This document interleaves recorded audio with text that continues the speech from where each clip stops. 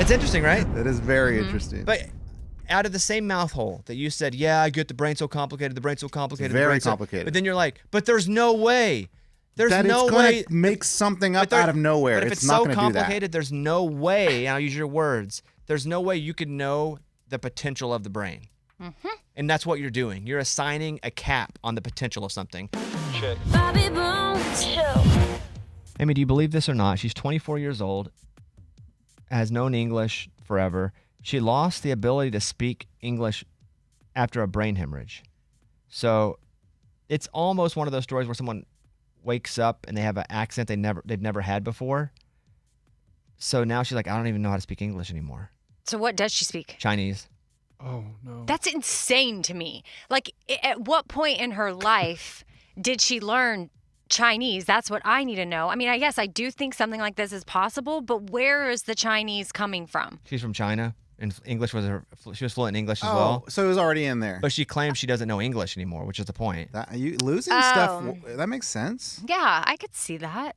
It's still in there. She just can't tap into it. Oh, so you're saying it's still in there? I don't know. I'm not an expert. That's not what I'm saying. Science does say.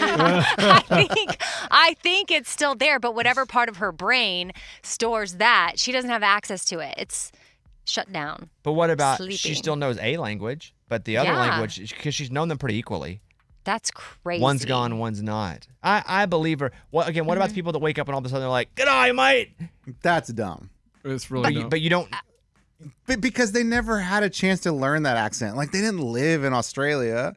But losing a language makes sense. Can you do an Australian accent? Sure I can, mate. Okay. Put shrimp on the barbie. That's all. You just did it. You could do that speaking, and it's a terrible one, but you could do that the rest of your life and only speaking that and be fine and be able to communicate with all the exact words. I guess that is in there. Yes. And I've heard it from movies. Crocodile Dundee. What? Crocodile Dundee. Yeah, you said that weird. Crocodile Dundee. There you go. Yeah, so she can't speak English anymore, only Chinese. Weird. And those were her two primary languages. Guys. Is this going to be like the woman that walked backwards? Are we being played? Well, the woman that walked backwards, her whole life was based on vaccines, saying vaccines were bad. She got a vaccine and she could only walk backward. This woman is not blaming it on any sort of vaccine. She's just saying she had a brain hemorrhage. Amy, what were you guysing about?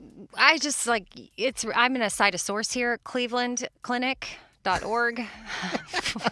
I'm currently reading about foreign accent syndrome, FAS, a condition where your talking shifts and changes the way that's suddenly very noticeable. Like, this is a syndrome that actually happens. Something in your brain is disrupted, and then you start speaking with an accent, and this totally happens with people. And what's that source again? Cleveland, my.clevelandclinic.org. By the way, for our listeners that are new, Amy has been challenged because she just says crap and never gives sources. So wait for it. I'm going to be citing sources like crazy. There's a guy named Derek Amato. He is an American composer and pianist who had a head injury in 2006. And he dove into a swimming pool and he hit the ground, hit his head, had a major concussion, 35% hearing loss. He had played guitar a little bit prior to his injury, but his musical ability progressed so much, he became a musical savant. Being able to, he even had the synesthesia where you see colors in music because of the contact on the head and whatever it did to the brain, that exact way, he is now a musical savant, a genius. But see, again, he already had guitar. No, he that would be like me, who can play guitar barely because he could play guitar a little bit. But now he can play piano. He's a musical savant. He can see colors. I don't believe it. Morgan. I will say, I had a neuroscientist on my podcast, and she told me, someone who's studied the brain for years and is an expert in this field, there's so much about the brain that we still don't understand. So stuff like this is absolutely possible. I understand that. The brain's very complicated, right? But to just automatically be good at something that you've never done before, the brain's not, it doesn't make stuff out of nowhere. I would challenge that with, I think when Einstein was dying, he had talked about how the brain is basically a receptor, a radio receptor.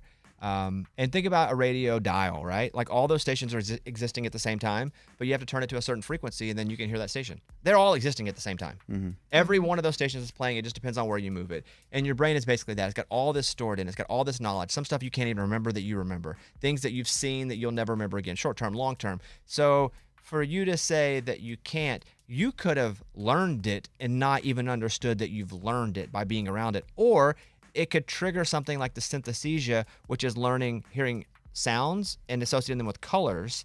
And that's in there. You just don't know how to get to. You don't know how to change the station. Okay, so after the pool, he slowly learned how to play more instruments. No. And do. Now you're making a story up to fit your story. No. I said that would make more sense if he slowly started. But doing more. synesthesia is not something you learn. That's the scene colors as music. That's one of the versions of it. Like John Mayer talks about, he doesn't have it. Yeah. People think he does but 4 days after he had this injury, he started to know piano. He never played piano. But 4 days after, he's like Mozart. All of a sudden. Yes. That's crazy. Yes. I don't believe it. Okay. Well, I'm not trying to convince you.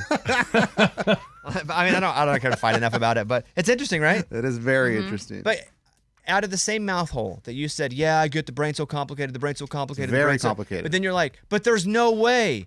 There's that no it's way. Gonna make something up out of nowhere. But if it's not so gonna do that. complicated, there's no way, and I'll use your words, there's no way you could know the potential of the brain. And that's what you're doing. You're assigning a cap on the potential of something. At the same time going, there's no way to know because it's so complicated. Do you not see the contradiction of your own words? Slightly. Okay, I then, see what you're saying, but if I've never heard Mandarin in my life, I'm not going to all of a sudden start speaking Mandarin because I don't even know where that You comes from. can't say that. My brain's not going to just come up with it. But I'll push back on that and say, if you've never heard Mandarin, correct. But if you have heard Mandarin and you don't know it, we've probably heard Mandarin a decent amount in our life and not even known what they were saying, or we've seen it in movies and they have to put but what if that actually stuck and we just haven't been able to activate it? So my only point was for you to go, the brain is so complicated we can't understand, and at the same time assign a cap to it. That's contradicting itself, even in your argument. I'm going to have to think about this one for a little bit. I wouldn't. I actually wouldn't think about it at all.